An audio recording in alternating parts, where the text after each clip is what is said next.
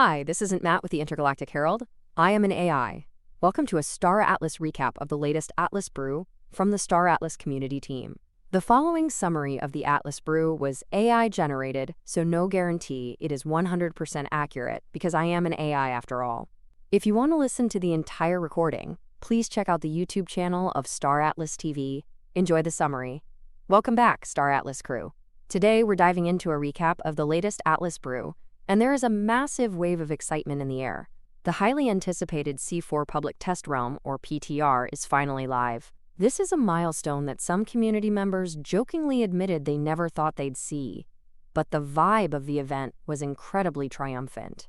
The community has now officially stepped up as active beta testers, helping shape the massive, raw galaxy of the C4 release. The discussion kicked off with a deep dive into the relentless bug-fixing war room. Developer John, who joked about being chained to his desk with only water and pellets, shared some impressive stats from the first week of testing. The community has already filed 125 bug reports, translating to 53 unique issues. Thanks to a new, robust end-to-end testing system, the team has already achieved a 20% closure rate, pushing out an astonishing 40 build updates in just 1 week. Among the major fixes already deployed are resolutions for crafting HAB operations, fleet transfers, claim stake recoveries, and character modifiers. They also did a massive performance optimization pass, meaning the game will no longer run your PC like a space heater. Looking ahead at the roadmap, the team is prioritizing Combat V2, the Cultivation Claims loop, and bringing the PvE Nemesis engine to life. There was also a fascinating game design brainstorming session about local markets. Rather than having a magical, instant galactic market, the team wants to keep trade local to encourage players to actually transport rare resources across the galaxy. They even floated a cool idea where scanners could sell scanning data unit maps to miners to help them locate rare resources, like germanium.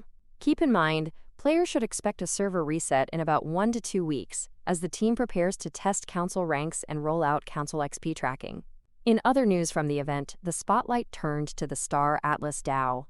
Emperor took the stage to rally the community around PIP 32, which is currently up for a vote.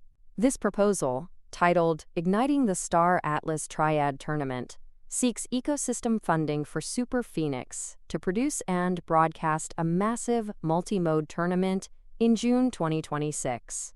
While the proposal is already passing with an impressive 72% approval, they are still about 5 million PvP voting power short of their first participation milestone.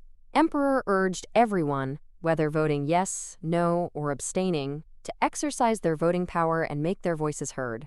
The event was also packed with wonderful community moments and shout-outs. A massive round of applause went out to Jindo, who has been dubbed an absolute legend for tirelessly writing gameplay tutorials and helping the developers verify bug fixes in real time. Community member Arthur also jumped on stage to express his excitement for the upcoming Ember Coil and to praise the team's rapid development pace. And, of course, the team dropped the highly anticipated claim code of the day, Glory to the Tester. To wrap things up, the team reiterated that Star Atlas wins through resilience, hard work, and its fantastic community. They made a promise that they will not leave the PTR phase until C4 is a polished, stellar experience, and they need your continued feedback to get there. If you want to join the frontier, head over to sage.staratlas.com to start testing, plant your claim stakes, and report any bugs you find. Be sure to tune in to the next Atlas Brew, which will continue to focus heavily on PTR progress, brainstorming, and community feedback. See you in the deep space, pilots!